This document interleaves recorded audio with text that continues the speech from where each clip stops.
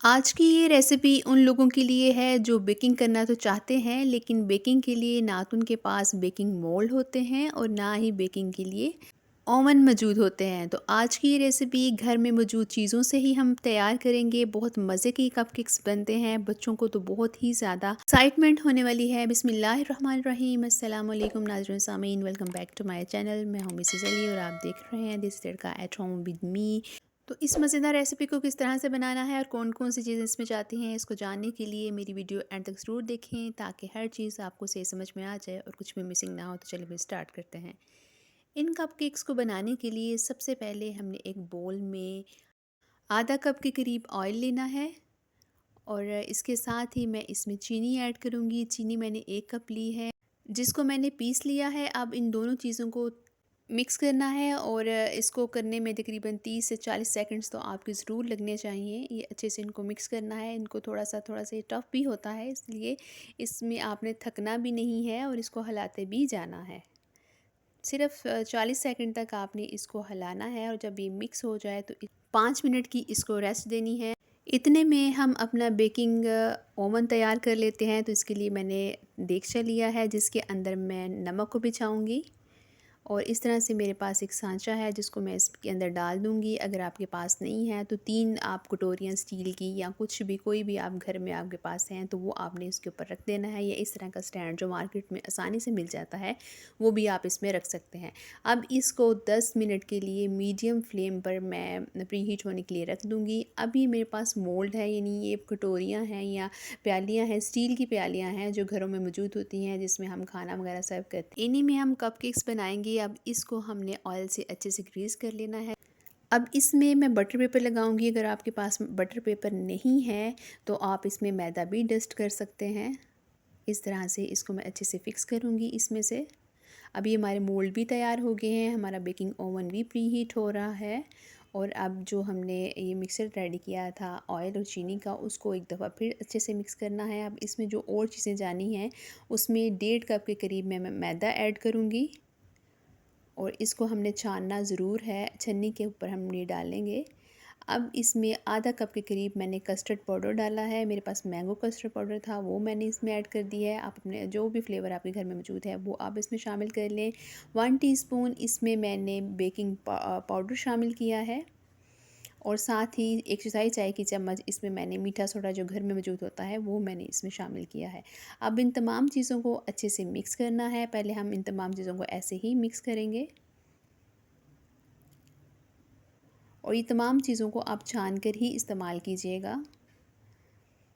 अब इसमें जो चीज़ ऐड करनी है वो दूध है। तो दूध मैं 1 कप के करीब दूध लूँगी जो जिसके साथ इसकी मिक्सिंग करनी है।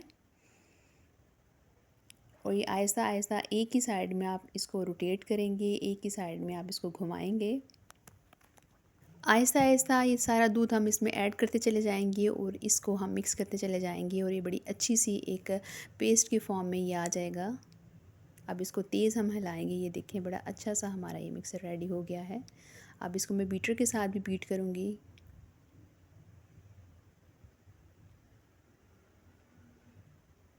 इस तरह से हमने इसको रेडी कर लिया है। अब इसमें जो चीज़ मैं ऐड करूँगी वो है टूटी फ्रूटी। ये बड़ी आसानी से मार्केट में मिल जाती है। नहीं डालना चाहते तो आप इसकी जगह नट्स भी डाल सकते हैं, या अगर नहीं प्लेन कपकेक्स बनाना चाहते हैं वो भी आप बना सकते हैं। अब इसमें 1 चम्मच मैंने मैदा ऐड किया है। इस तरह से करने से जो टूटी फ्रूटी हम इसमें ऐड करेंगे वो सारे केक में एक जैसी आएगी, यानी उसके पैंदे में नहीं बैठ जाएगी बल्कि पूरे केक में ही अच्छी तरह से आ जाएगी। इसको अब हम स्पैचुला से मिक्स करेंगे। अब जो हमने मोल्ड रेडी किए हैं उसको हमने 2/3 इसको भर लेना है, यानी पूरा फुल नहीं करना क्योंकि अभी इसने फूलना भी है। तो इसको हम जितना हम इसमें डालेंगे, यानी एक आधा हिस्सा होता है उससे थोड़ा सा ऊपर हम इसमें डालेंगे इस तरह से।